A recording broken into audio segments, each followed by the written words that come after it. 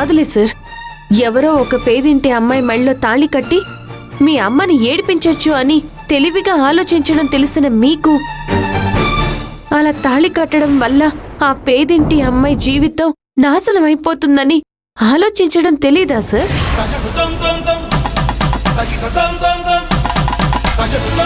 నచ్చకపోతే తాళిని తీసుకెళ్లి మేకుకు తగిలించు అంటున్నారు. ఈ తాళి విలువ తెలుసా సార్ మీకు?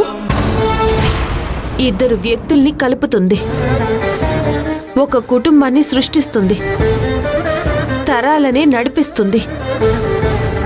ప్రేమ, బంధం, తల్లి, బిడ్డ అని రెండు వేరు వేరు సాంప్రదాయాల్లో ఉండేవాళ్ళని ఒక్కటిగా చేర్చేదే సార్ ఈ తాళి. కానీ మీకు సంబంధించినంత వరకు ఇంత పవిత్రమైన తాళిని మీ అమ్మ మీద పగ తీర్చుకోవడానికి ఆయుధంగా వాడుకున్నారు, అంతే కదా సార్? హే, ఏంటి నువ్వు ఏదేదో మాట్లాడుతున్నావు? అలాంటిదేం లేదు. యాక్చువల్లీ ఏంటంటే అది ఇప్పుడు కూడా మీరేం చేస్తున్నారో అర్థం కావడం లేదు కదా సార్? అవును, తాళి కట్టేశాను కదా, దానివల్ల ఏమవుతుందిలే అన్నట్టు మాట్లాడుతున్నారు. హే, నో నో నో నో, అలా ఏం కాదు.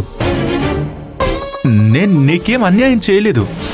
జస్ట్ తాళి కట్టాను అంతే.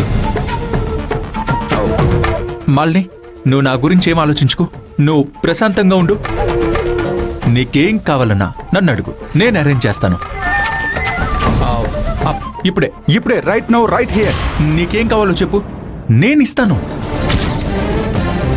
చెప్పు, కమాన్ మాలిని, చెప్పు ఏం కావాలి? మీరు మాట్లాడుతున్నది ఎలా ఉందో తెలుసా సార్? రోడ్డు మీద నడిచి వెళ్లేటప్పుడు సడన్ గా కారుతో యాక్సిడెంట్ చేసేసి ఆ తర్వాత నీకు ఏం కావాలి అని